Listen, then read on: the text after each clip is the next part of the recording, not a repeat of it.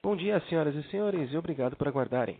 Sejam bem-vindos à teleconferência de resultados do segundo trimestre de 2020 da SLC Agrícola. Hoje teremos a presença dos senhores Aurélio Pavinato, diretor-presidente, e do senhor Ivo Marcon Brum, diretor financeiro e de relações com investidores. Gostaríamos de informá-los que este evento está sendo gravado e que todos os participantes só poderão ouvir a conferência durante a apresentação da companhia. Após os comentários da SLC Agrícola, haverá uma sessão de perguntas e respostas para analistas e investidores, quando passaremos mais instruções. Caso você precise de ajuda durante a teleconferência, por favor pressione asterisco 0 para falar com o operador.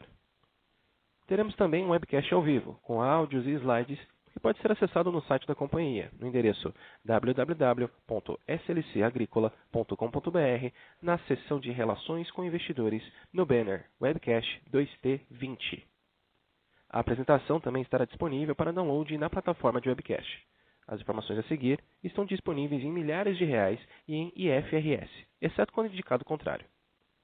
Antes de prosseguirmos, gostaríamos de esclarecer que eventuais declarações que possam ser feitas durante esta teleconferência relativas às perspectivas de negócios da companhia, projeções e metas operacionais e financeiras constituem-se em crenças e premissas da diretoria da SLC Agrícola, bem como em informações atualmente disponíveis para a companhia. Considerações futuras não são garantias de desempenho. Elas envolvem riscos, incertezas e premissas, pois se referem a eventos futuros e, portanto, dependem de circunstâncias que podem ou não ocorrer. Investidores devem compreender que condições econômicas gerais, condições da indústria e outros fatores operacionais podem afetar o desempenho futuro da companhia e podem conduzir resultados que diferem materialmente daqueles expressos em tais considerações. Agora, eu gostaria de passar a palavra ao diretor-presidente, Sr. Aurélio Pavinato. Por favor, Sr. Aurélio, pode prosseguir. Bom dia, agradecemos a participação de todos na teleconferência de divulgação dos resultados do segundo trimestre de 2020 da SLC Agrícola. Podemos, por favor, avançar para o slide 3, onde comentarei sobre o nosso desempenho operacional. Com a finalização da colheita da soja, a produtividade final obtida foi de 3.900 quilos por hectare, 65 sacas por hectare. Essa produtividade foi 8,1% superior ao projeto inicial e 19,2% superior à média nacional. Cabe destacar que, pelo terceiro ano consecutivo, obtivemos um novo recorde de produtividade nessa cultura, o que está em linha com a estratégia atual da companhia de foco em maximizar a eficiência da operação. No algodão, com 54% da área colhida, a produtividade estimada, considerando a ponderação entre algodão primeira e segunda safra, é de 1.761 quilos por hectare, 2,4% inferior ao projeto inicial, o que foi ocasionado por déficit hídrico. Por fim, no milho segunda safra, com 84% da área colhida, a produtividade estimada está levemente abaixo do projeto, em 7.220 quilos por hectare, o que foi ocasionado por chuvas abaixo da média nos estados do Mato Grosso e Mato Grosso do Sul, nas fases de floração e enchimento de grãos. Ainda assim, esse resultado é 32,3% superior à média nacional para o milho segunda safra, apurado pela Conab, já utilizando os dados divulgados na data de ontem pela instituição. Podemos avançar para o slide 5, por favor, onde farei alguns breves comentários sobre os preços internacionais de nossos principais produtos. O segundo trimestre de 2020 apresentou uma recuperação nos preços internacionais de algodão, dado que o lado da oferta respondeu aos preços mais baixos, reduzindo a área plantada no hemisfério norte. No lado da demanda, já começa a ser verificada alguma retomada, à medida que as economias, ainda que lentamente, retomam suas atividades de varejo. No Brasil, o efeito da queda de preços em dólar é bastante atenuada pela desvalorização do real frente ao dólar. Além disso, no embalo do crescimento de área plantada da safra 18-19, colhida na metade do ano passado, e da manutenção da área de plantio similar na safra 19-20, atualmente em processo de colheita, a NEA estima que em 2020 o Brasil irá exportar 1,9 milhão de toneladas, em linha com a tendência de crescimento observado nos últimos 4 anos. As cotações da soja no contrato spot da CBOT e os preços pagos pela oleaginosa na base Paranaguá-CPEA também apresentaram uma trajetória de recuperação ao longo dos últimos meses. A manutenção dos prêmios pagos e a depreciação cambial permitiram que os preços da soja atingissem patamares superiores ao mesmo período do ano passado e, mais recentemente, resultassem em cotações superiores a R$ 115 por saca, segundo o levantamento CPEA na base Paranaguá. Em um trimestre marcado pela aversão ao risco em virtude da retração econômica, as cotações do complexo soja em Chicago mostraram-se resilientes em relação à cesta Bloomberg Commodities Index, que demonstra uma perda de valor de aproximadamente 15% em 2020. A retomada de importação chinesa em virtude da expectativa de recuperação da demanda doméstica no país asiático vem sendo o principal fator de sustentação dos preços, especialmente após o ciclo passado, que foi marcado pela disputa comercial entre China e Estados Unidos e pela peste suína africana, que contribuíram com o cenário de depressão dos preços da commodity no âmbito internacional. No milho, os preços internacionais situam-se atualmente em patamares inferiores em relação ao mesmo período do ano passado, refletindo em grande medida o cenário de redução de consumo nos Estados Unidos, notadamente oriundo do fechamento de plantas de produção de etanol à base de milho no país e, consequentemente, aumento do estoque final estimado. No contexto brasileiro, no entanto, o mercado mostrou-se aquecido ao longo do primeiro semestre do ano, via demanda do setor de proteína animal e de volumes destinados à exportação, permitindo até o momento a manutenção de prêmios elevados em relação a Chicago. Passo agora a palavra ao colega Ivo Brum, diretor financeiro e de Relações com Investidores, para comentários a respeito dos resultados financeiros do período. Bom dia a todos. Podemos, por favor, avançar ao slide 7, onde trazemos alguns destaques do nosso demonstrativo de resultado. A receita líquida cresceu 36,2% no segundo trimestre de 2020, em relação ao segundo trimestre de 2019, principalmente devido ao maior volume de soja comercializado. No semestre, temos um aumento de 15,8% na receita líquida, em virtude do aumento de 11,2% no volume faturado somado à elevação dos preços unitários faturados em todas as culturas, com exceção do algodão. O EBITDA ajustado no trimestre atingiu 144,8 milhões de reais, com aumento de 30,9% em relação ao segundo trimestre de 2019. A margem EBITDA ajustada encerrou o período em 25,7%. Essa variação do EBITDA ajustado é consequência do aumento de 35,1 milhões no resultado bruto, excluindo as variações de ativos biológicos.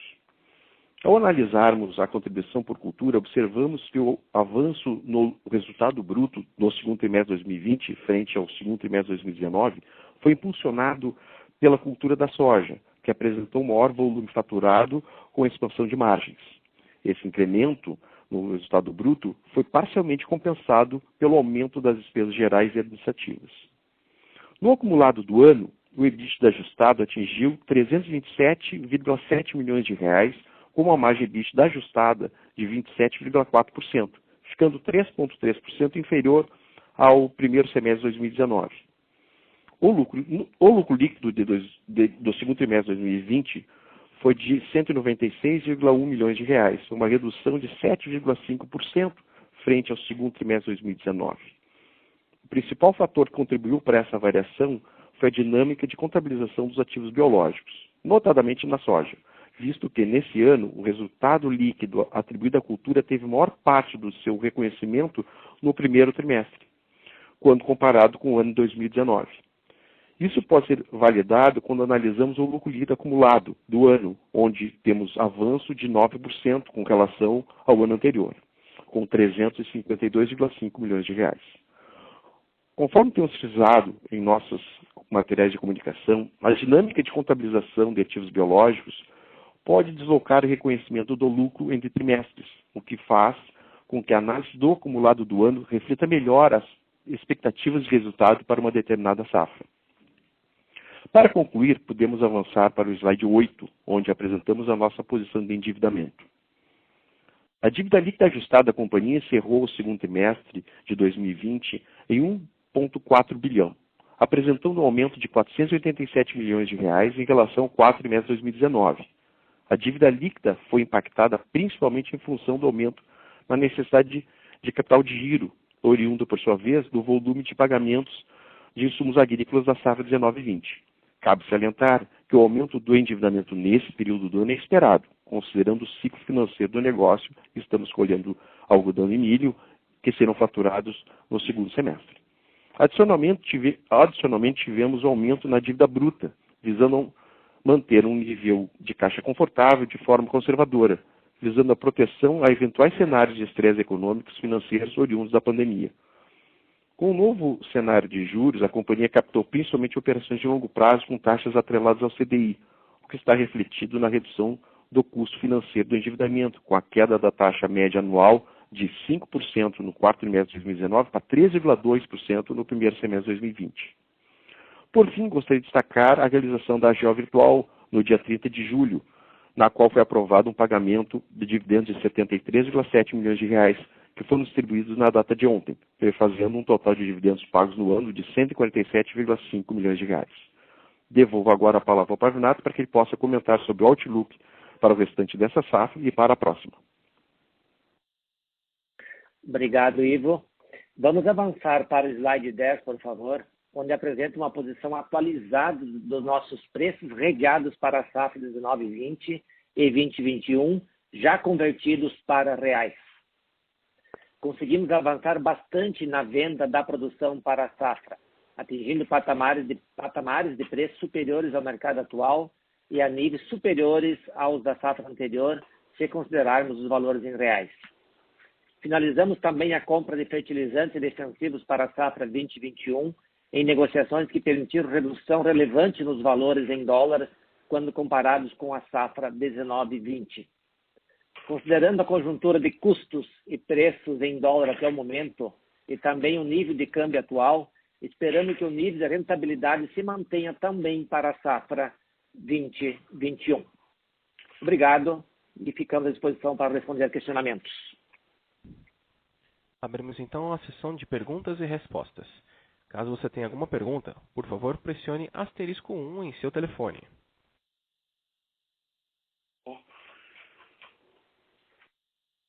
Nossa primeira pergunta é do Sr. Gabriel Dibe, do Quantitas. Gabriel, pode prosseguir.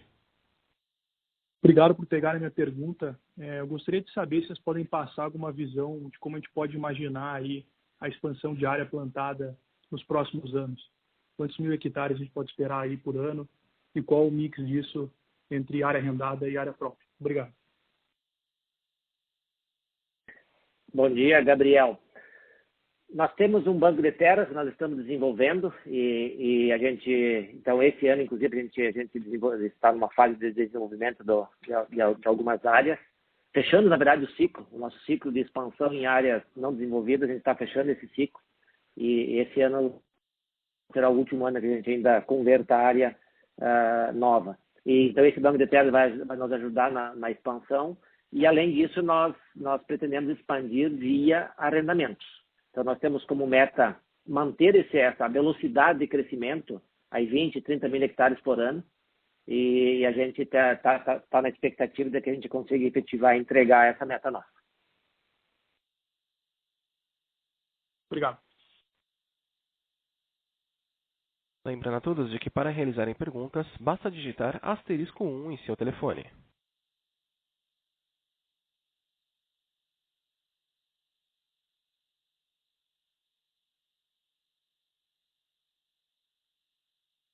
Nossa próxima pergunta é do Sr. Wagner, da Quantitas. Sr. Wagner, pode prosseguir. Bom dia, Aurélio. Bom dia, Ivo. Parabéns pelos resultados. Eu vi que pela primeira vez vocês fizeram menções ali, informações sobre os aspectos de ESG. Eu queria entender um pouco melhor se vocês percebem dentro da base de acionistas ou de investidores em geral uma demanda por mais informações, se vocês entendem que aquilo que a companhia faz hoje já a coloca numa posição adequada dentro desses padrões. Enfim, entender um pouco mais como é que você se vê dentro desse contexto dos investidores perguntando e utilizando mais esses padrões ESG na sua avaliação.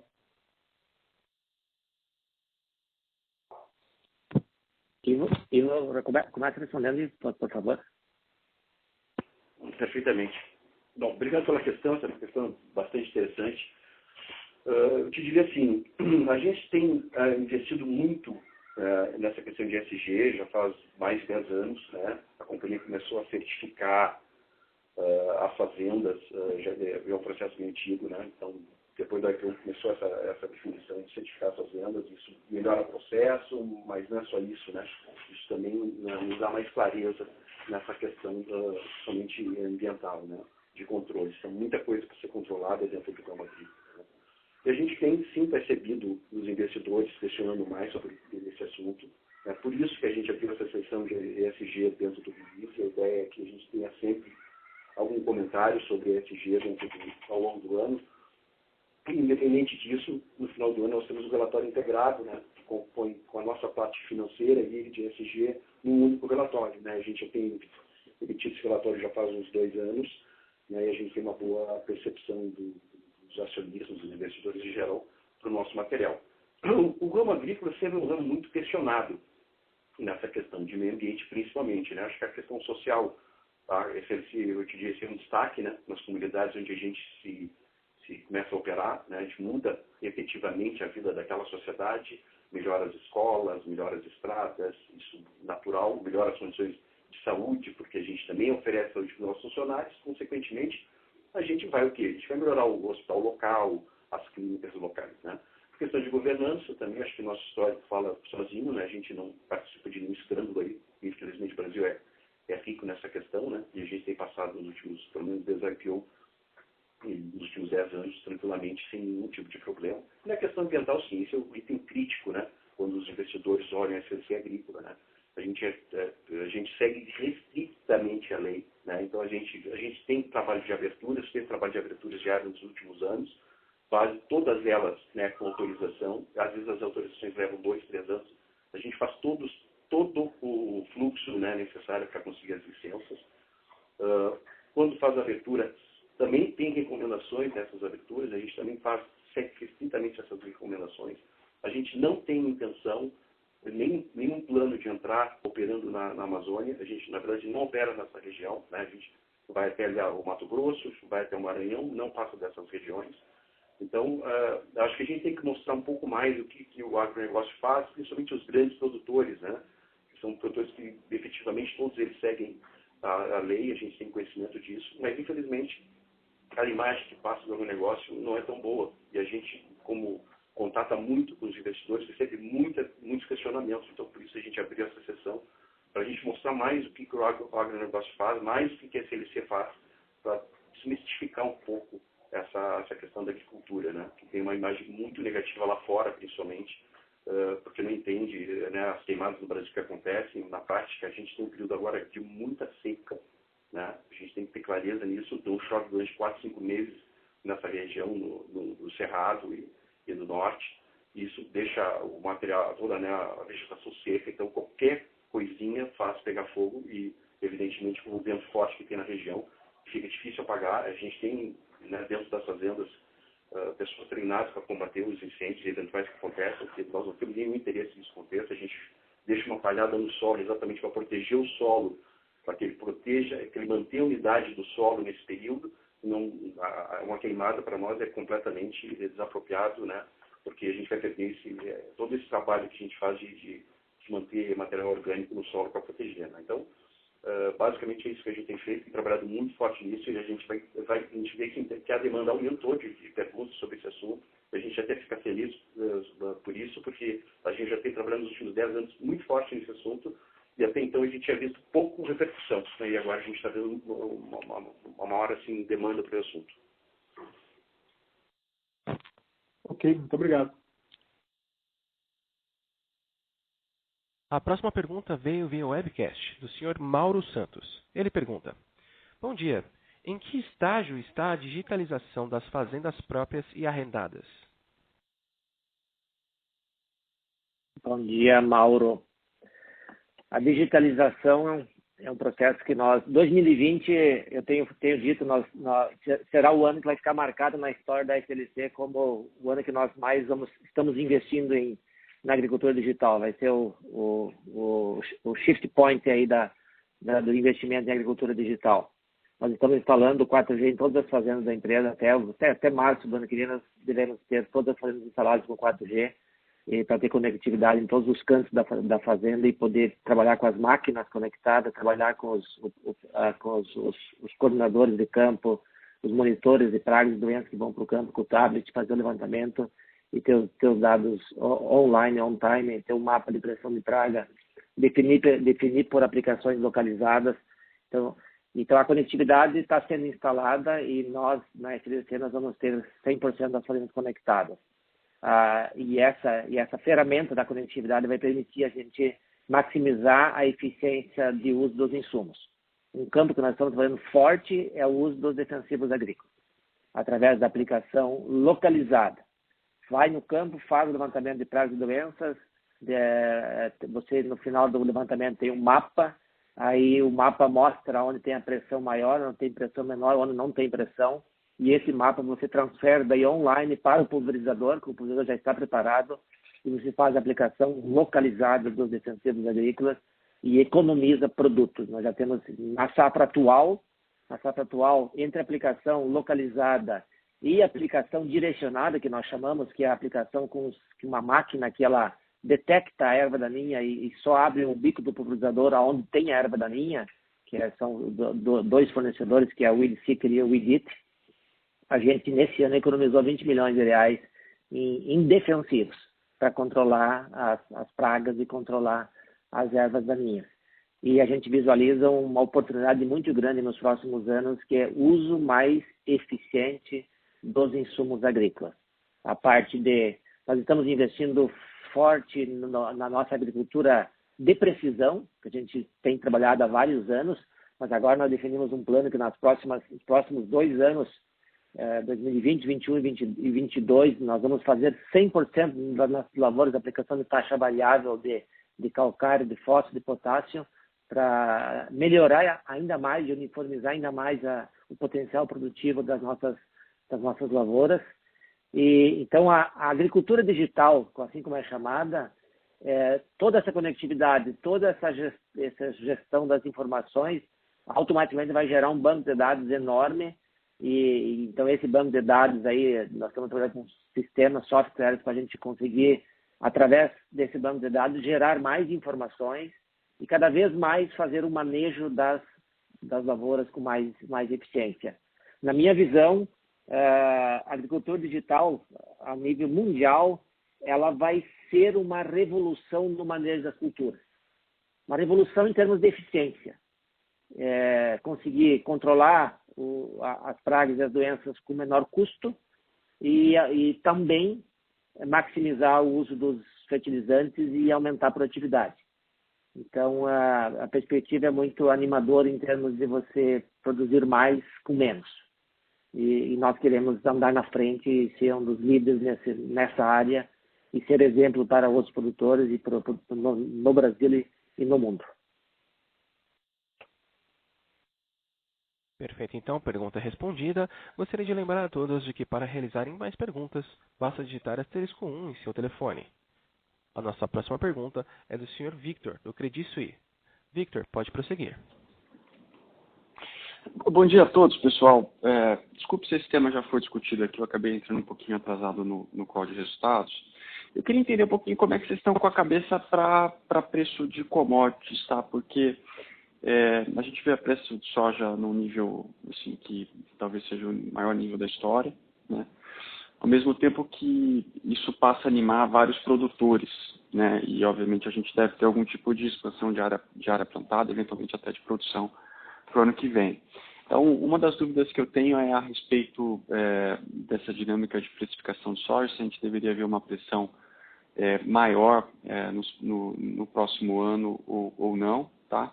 E um outro ponto é algodão, né? Eu percebi que o hedge de vocês, ele é um hedge em dólar que está um pouco mais baixo, como a gente já esperava, mas o nível de câmbio acaba garantindo um preço até acima do que a gente já viu em safras muito boas no passado, né? O que me leva a crer que a gente deve estar na iminência de uma safra 2021, que é uma safra muito, muito positiva para vocês.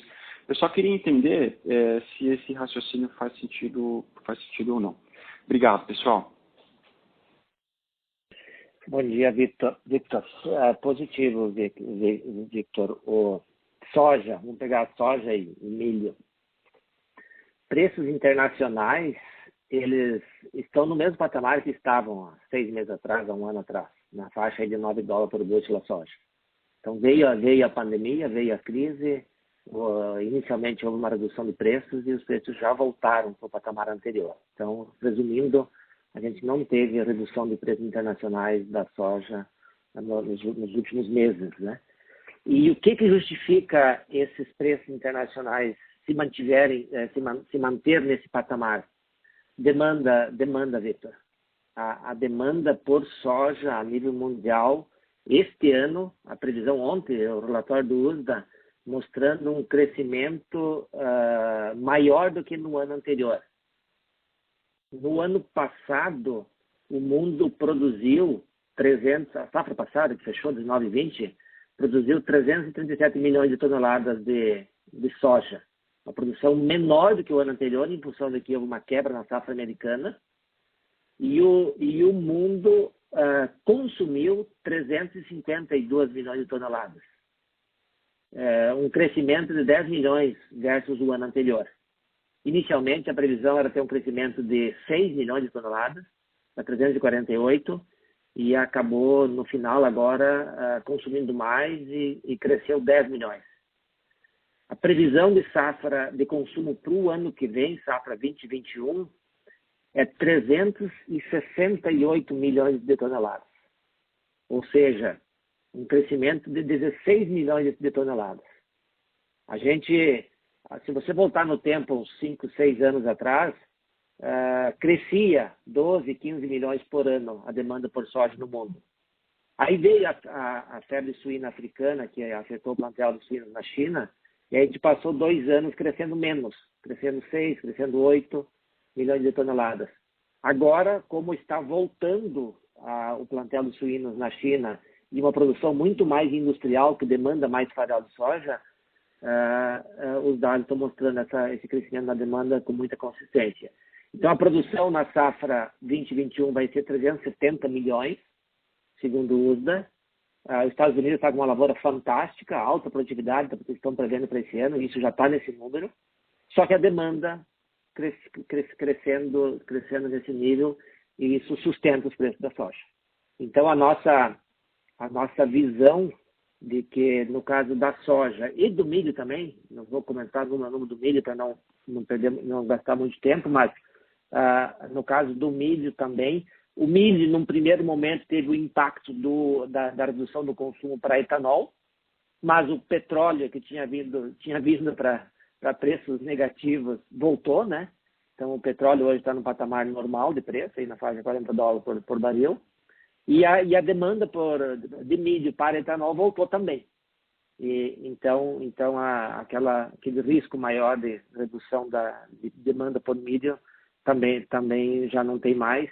O ano passado, a safra de 2020, o mundo consumiu 1.121 bilhões de toneladas, e agora, para essa próxima safra, agora, 2021, o USDA está prevendo que o consumo mundial vai ser 1.164 bilhões de toneladas.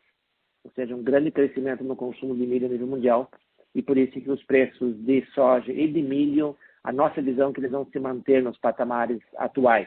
O milho entre 3,5 e $4 por bushel, a soja entre 9 e $9,5 por bushel, e que é um patamar de preço para o Brasil muito bom, para os produtores brasileiros. Por quê? Porque nós temos um câmbio depreciado aqui no Brasil, e então todo o benefício da depreciação do câmbio, nós estamos usufruindo desse benefício. Então, a rentabilidade da soja, a rentabilidade do milho, elas estão sendo muito boas na safra atual, e a perspectiva é que serão muito boas nas próximas safras. Quando você pensa no algodão, o algodão é uma cultura que teve uma redução na demanda na safra atual. A previsão inicial era de um consumo em torno de 118 milhões de fardos de algodão. Hoje a previsão do USDA é que vai consumir 102 milhões na safra 19 e 20. A produção então foi 123 esse ano, então acumulou estoque na safra 19/20, e isso que provocou a pressão nos preços, e os preços caíram bastante. E agora, como já está voltando o mercado chinês, o mercado asiático a consumir algodão, os preços já retornaram. Eles estavam em 70 centavos por libra, eles vieram para 50 e agora estão em 63, 64 centavos por libra. Então, é um patamar de preço acima de 60 centavos por libra, é um patamar de preço que ele não prejudica a margem do produtor brasileiro, porque uma redução de 10% no preço do algodão no mercado internacional, ele é totalmente compensado pela variação cambial. À medida que o câmbio depreciou 30%, mais de 30%, e na medida em que nós temos aí 50% do nosso custo posto porto, ele é em dólar e os outros 50% eles são em reais, então uma depreciação de 30% no câmbio, ele compensa uma queda de preço de até 15%. Então, nesse cenário de câmbio que nós temos atualmente, nesse patamar de preço no mercado internacional, a cultura do algodão vai continuar sendo uma cultura rentável para a companhia. Perfeito, Pavinato. Só para completar, nós evoluímos bem no RED, né? Você viu aí os números, né? A gente evoluiu bem, aproveitou as oportunidades e foi fixando. Não, perfeito. O RED está excelente. Me permite fazer mais uma pergunta, seguinte. Daí, na hora que a gente pensa nos estágios de desenvolvimento da companhia, vocês tiveram um período de bastante crescimento, bastante investimento em CAPEX, isso trouxe uma alavancagem, depois um foco bastante em produtividade, entregaram uma desalavancagem muito positiva, e a gente está em algumas safras já que a gente tem um pouco mais de estabilidade, uma empresa com perfil de terras um pouco mais madura e assim por diante. O meu questionamento, a minha provocação para você, Pavinato, é o seguinte: dado que a gente tem esse momento bom, né, do setor, com uma perspectiva muito boa para a próxima safra, de rentabilidade para a próxima safra, a minha dúvida é assim, o que dá para fazer aqui? Faria sentido a gente pensar eventualmente na companhia voltar a acelerar a compra de terra, voltar a um ciclo de investimento um pouco mais pesado, ou o foco continua em melhorar, né, produtos de valor agregado e pagar dividendo? As duas coisas, Victor. As duas coisas. O cenário, ele é positivo para crescimento, porque o negócio está competitivo no mercado internacional, o Brasil está competitivo, então o Brasil ele tem crescido em torno de 1 milhão de hectares de área plantada de soja todos os anos, e a perspectiva, e olhando o próprio forecast do Ministério da Agricultura, é continuar crescendo nos próximos anos em torno de 1 milhão de hectares, sendo que o Ministério o forecast aí para 2030 é o Brasil produzir 400 milhões de toneladas de grãos. Hoje nós produzimos 251 esse ano, 252. Então o Brasil vai continuar crescendo e automaticamente a NTLC vai continuar crescendo junto, né? Então o crescimento é um direcionamento nosso, continuar crescendo.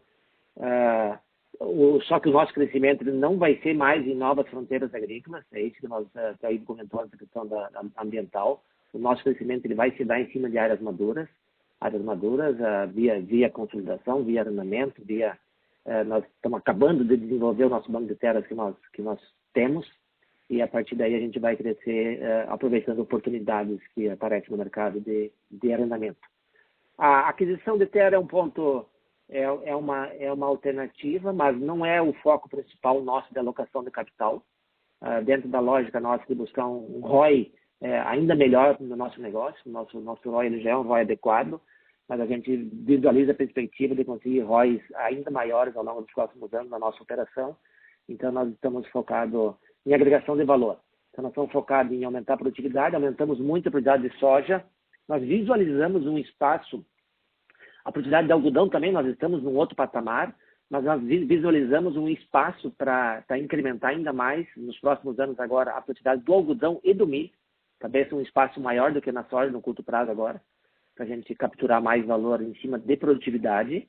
Nós estamos investindo na produção de semente de soja, talvez vamos pensar em semente de algodão, e assim a gente vai agregando valor nos nossos produtos. Estamos investindo forte na integração lavoura-pecuária, começamos há alguns anos, agora vamos intensificar.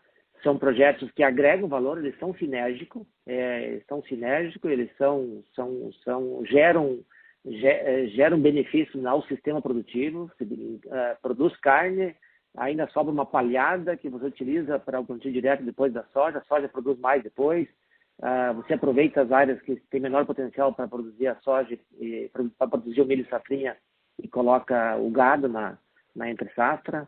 Então, nós estamos intensificando também a pecuária na empresa agora. Quer dizer, a estratégia é maximizar o uso dos ativos. Então, é buscar retirar o máximo possível dos ativos que nós temos. A gente tem muitos ativos, o ativo terra é o nosso maior ativo que nós temos, e a nossa estratégia é maximizar o uso dos ativos. É por isso que nós estamos focando nessa estratégia de agregar valor. E o crescimento meio que ele não é linear, né? Às vezes a gente cresce bastante, às vezes cresce um pouco menos, depende do ano, depende das oportunidades. Mas a gente, nesse cenário atual do negócio no Brasil, é um cenário favorável para o crescimento.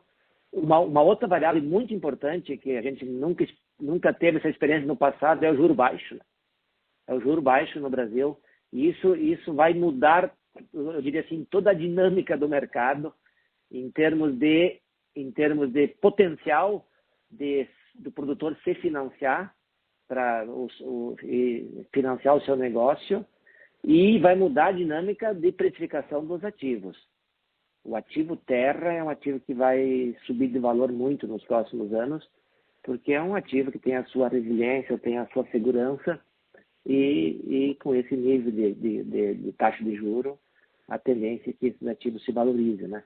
Então, a própria empresa ela vai acabar capturando esse valor da valorização dos ativos nossos ao longo dos próximos anos, especialmente nas regiões onde nós estamos, são regiões ainda que estão com patamares de preços mais baixos, né? Quando pega a região sul, por exemplo, já estão bem precificados os ativos. Mas no Cerrado brasileiro, os ativos ainda estão com preços bem baixos comparado ao mercado internacional. Então, é um cenário promissor. É promissor e, ao mesmo tempo tem que ter cautela, né? E para não se empolgar e dar um passo em falso, né? Então, esse tem sido o nosso foco, a nossa estratégia. Perfeito. Pavinato, obrigado, viu? Nossa próxima pergunta é do Sr. Tiago Duarte, do BTG Pactual. Tiago, pode prosseguir. Olá, bom dia, Pavinato, bom dia a todos. Eu queria fazer duas perguntas. A primeira, na verdade, é uma continuação sobre o crescimento da companhia para frente. Pavinato, quando a gente olha o banco de terras da companhia hoje, né, vocês têm ainda mais de 21 mil hectares em transformação, mas quando a gente olha em processo de licenciamento, você tem pouco menos de 5 mil hectares, né? Bem menos do que vários dos anos anteriores. Então, dá a impressão que o teu banco de terra, então essa, na verdade, é a primeira pergunta, né? Em que estágio de maturação está o teu banco de terras atual? Né? E aí como é que a gente deveria, sem considerar novas aquisições ou arrendamentos, quanto de espaço vocês imaginam ainda possam crescer de área nos próximos anos, considerando esses dois indicadores que vocês trazem para a gente. A segunda pergunta é sobre, que você discutiu numa outra pergunta também, sobre essa questão do menor custo, né? Vocês fizeram uma evolução nos últimos anos fantástica, desde 2016, em cima de produtividade, e a impressão que dá, ouvindo um pouco vocês, é que o foco agora, não que vocês não foquem na produtividade, mas parece que vislumbram um espaço maior para queda de custo unitário, né? Uso menor de insumo para a mesma produção.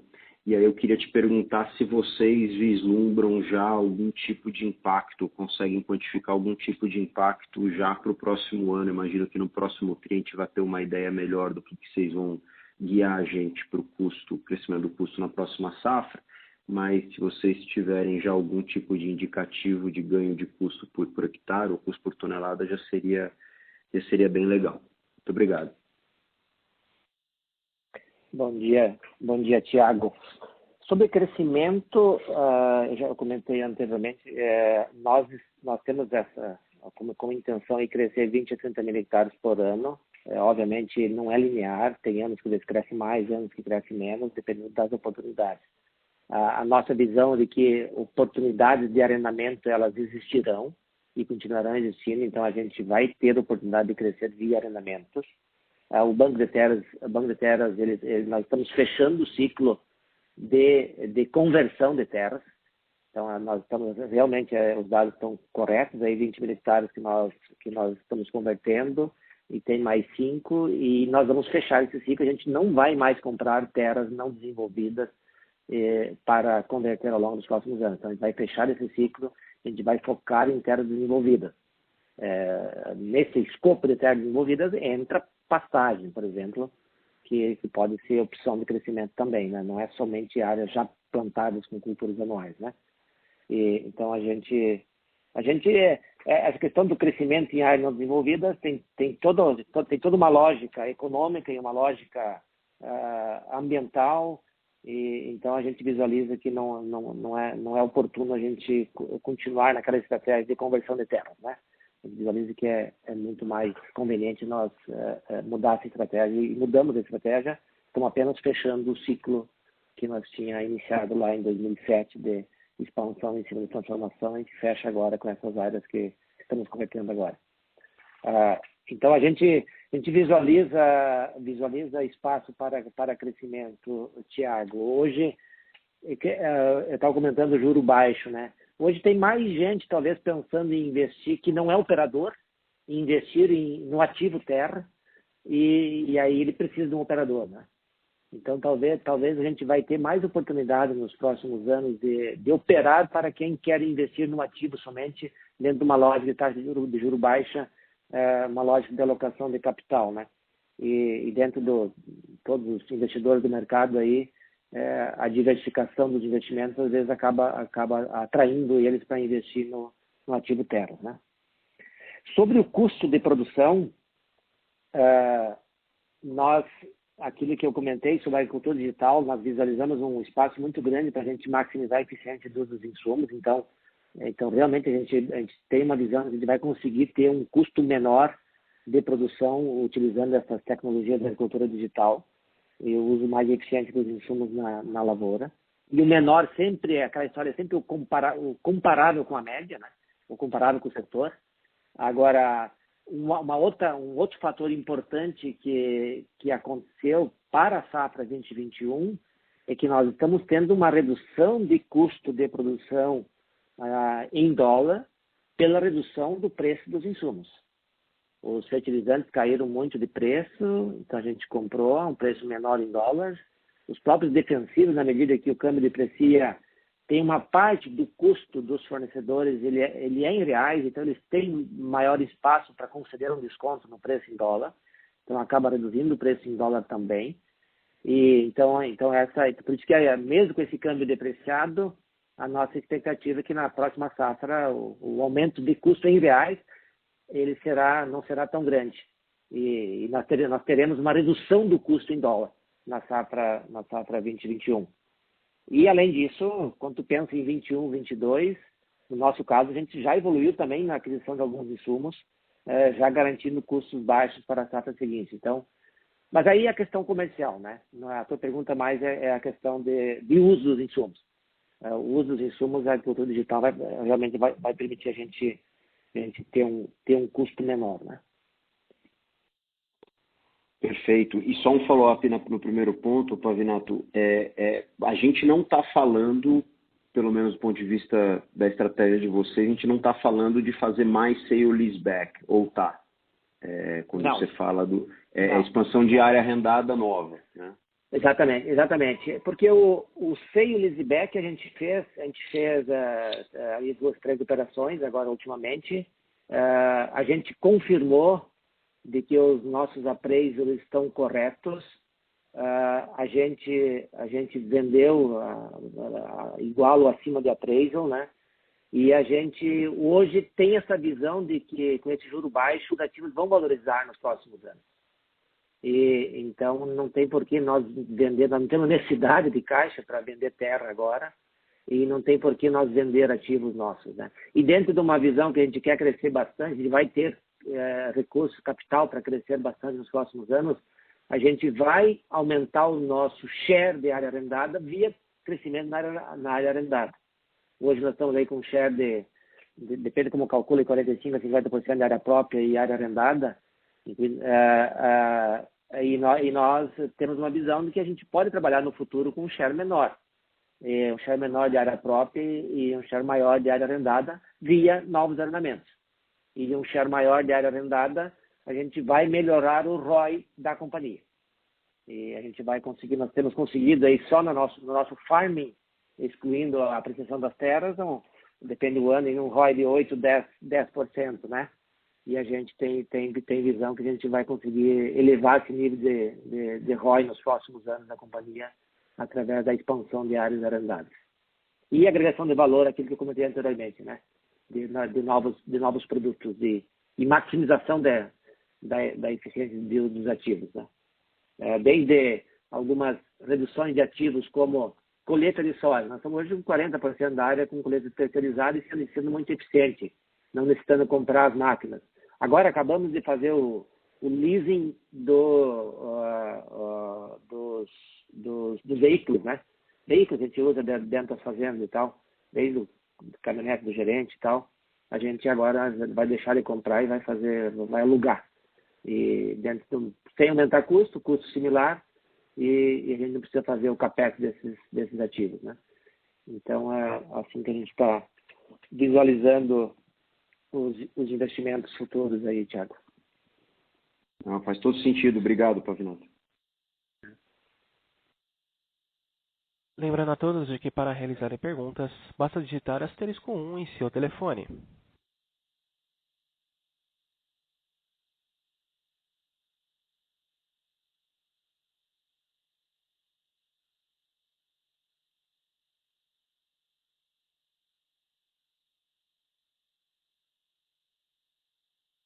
Sem mais perguntas, a teleconferência de resultados da SLC Agrícola está encerrada. Agradecemos a participação de todos e tenham um bom dia.